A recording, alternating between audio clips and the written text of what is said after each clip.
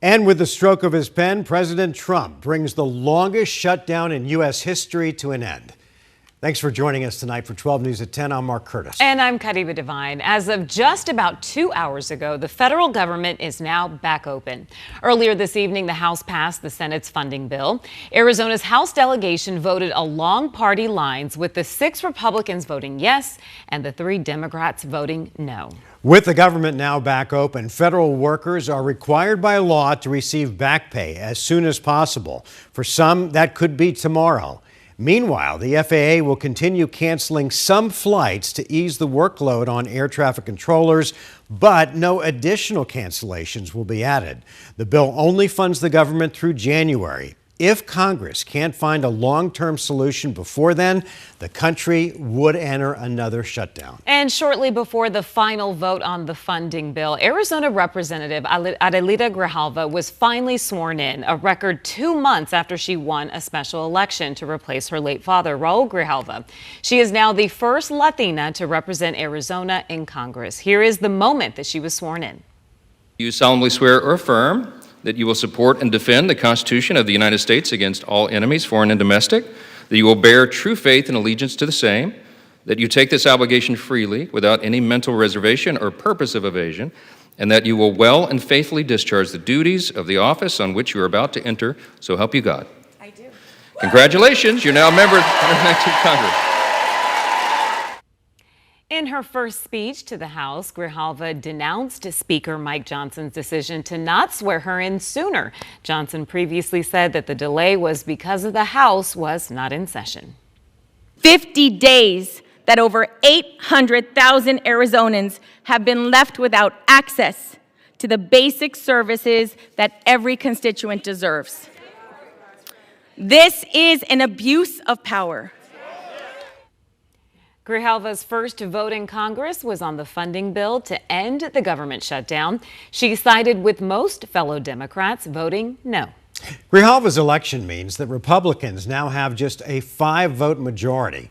It also means the House now has enough votes to order the Department of Justice to release files related to Jeffrey Epstein. Speaker Johnson saying today that he would schedule a vote for next week. Tonight, Arizona health officials are reporting multiple measles exposures across the state. One of those exposures happened right here in downtown Phoenix last Wednesday at the Mortgage Matchup Center. The other happened in Flagstaff at the mall the following day. It comes as Arizona deals with one of the largest measles outbreaks in the country in communities near the Utah border. 12 News journalist Maria Stobbs is live tonight outside the arena. And Maria, what do we know about these exposures? Well, Mark Kariba, we know that someone from out of town came here for a Tate McRae concert last week. And according to the concert's social media, that concert was sold out, so thousands of people could have been exposed. Grammy-nominated pop star Tate McRae packs the house at Mortgage Matchup Center for 2 days last week. But what concert goers didn't know is that someone at the show on Wednesday, November 5th, was infected with measles. We want everyone to be aware. Dr. Nick Staub with Maricopa County says it's impossible to know how many other concert goers were exposed. Because the virus is so contagious, it can hang in the air for up to 2 hours, even after that person is gone. We don't know when they may have used concessions or where they were walking around. We also don't know where the person with measles was traveling into town from, but health officials say they stayed at the Home 2 Suites by Hilton near First Street in Jackson that same night, exposing even more people. If you are immunized, the risk is very low. Instead, those most at risk are the unvaccinated, children under 1 year who are too young for the vaccine, and people who are immunocompromised.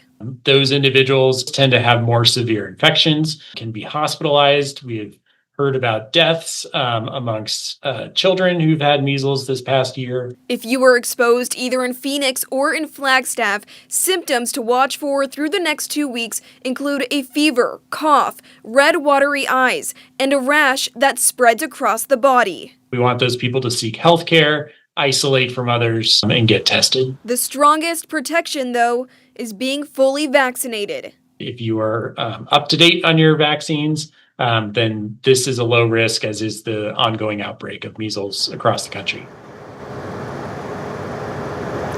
In a statement, the hotel told us that they implemented enhanced cleaning and notified all the guests who stayed there during the time of exposure. We haven't yet heard back from the arena, and we also aren't quite sure if there was a connection between the exposure in Flagstaff and the one here in Phoenix. Reporting live in downtown Phoenix, Maria Stobbs, 12 News. Maria, thanks. A Phoenix police officer tonight facing aggravated assault and endangerment charges. All of this stems from a rollover crash that happened back in March. This is some video of the scene near 22nd Avenue and Buckeye Road. An internal investigation found the officer was driving more than 50 miles an hour over the speed limit. 2 people in the other car were taken to the hospital as a result of the crash. We've reached out for more information about the officer and whether or not they're still with the department, but so far we have not heard back. Phoenix police are investigating a crash that sent a man to the hospital with life-threatening injuries. It happened just around 3 p.m. today at the intersection of Central and McDowell. Police say that 2 cars were involved and the man who was injured was a pedestrian. The crash caused some disruptions for Valley Metro for several hours, but we're told that the light rail service is now running back to normal. Well, tonight we are tracking a weather impact alert as the valley could be shifting into another rainy pattern starting this weekend. Meteorologist Chris Dunn is here. And Chris, when do you think the rain starts? Yeah, Mark, we're about 3 days away and probably around the time it gets dark on Saturday. That's when we're looking at the onset of the rain in the valley. This system will be moving in from California. You see this big swirl right here with the green on the screen. That is the rain. The best chance of valley rain is going to be late Saturday. Again, probably about the time it gets dark on Saturday night and into the overnight hours, continuing off and on into Sunday. Snow levels fairly high, around 9,000 feet, and not really dropping much from there, maybe as low as 8,000 feet. Flagstaff probably going to be all rain at this point.